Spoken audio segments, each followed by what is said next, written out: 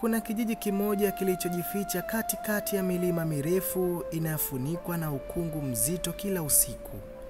Kijiji hicho kilijulikana kama Mlima Mweusi. Kilikuwa kijiji kizuri mchana, lakini usiku kulikuwa na sheria moja tu ambayo kila mtu alilazimika kuifuata. Sheria gani? Ni usifungue dirisha lako baada ya giza kuingia. Mgeni yeyote aliyefika hapo alionywa juu ya hili, lakini mara nyingi wageni waliona ni hadithi tu za kuhatisha watoto.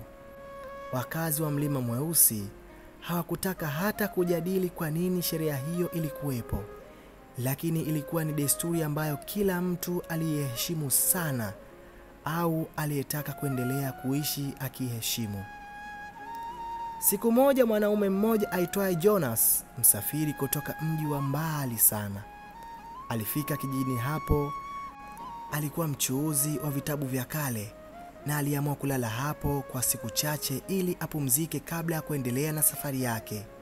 Alipofika kwenye nyumba aliyopangishwa, mwenyeji wake bibi mzee aitwaye Mama Nuhu alimuonya kwa msisitizo, "Mwanangu, tafadhali usifungue dirisha lako usiku. Haijalishi unasikia nini, haijalishi unahisi nini, usithubutu kufungua dirisha usiku."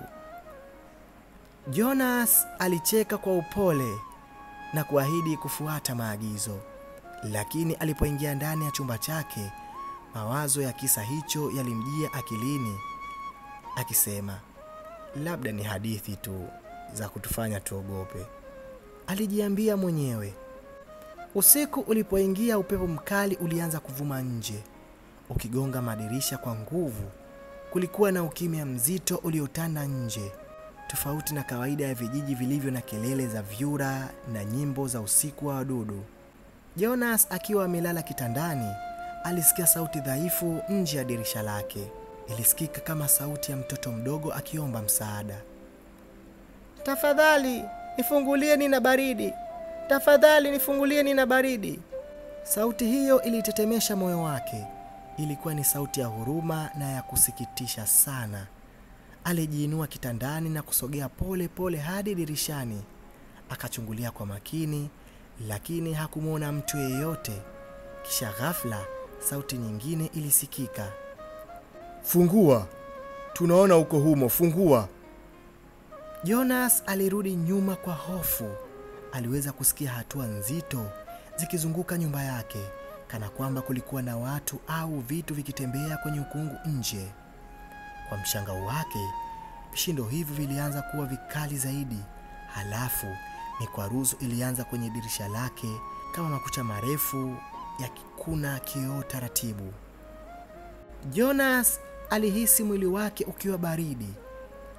Akakumbuka onyo la Mama Nuhu na kujifunika shuka kitandani, akijaribu kupuuza sauti hizo. Alijaribu kufumba macho, lakini hakufanikiwa. Dakika zilivyozidi kupita, alihisi uwepo mzito ndani ya chumba chake, kama kuna mtu au kitu kilikuwa kimemzunguka. Alifungua macho kwa tahadhari, na kwa mshangao wake aliona kivuli kirefu kikiwa kimesimama pembeni mwa kitanda chake. Kabla hajapiga kelele, kivuli hicho kililegea na kupotea, lakini hakikuwa kawaida. Katika mwanga hafifu wa mshumaa wake, Jonas aliona alama za vidole vilivyochongoka kwenye kioo cha dirisha lake. Aliposimama na kuchungulia nje asubuhi iliyofuata, alikuta ardhi yote ikiwa imejaa nyayo za miguu isiyo ya binadamu, nyayo ndefu na zenye vidole virefu visivyo vya kawaida.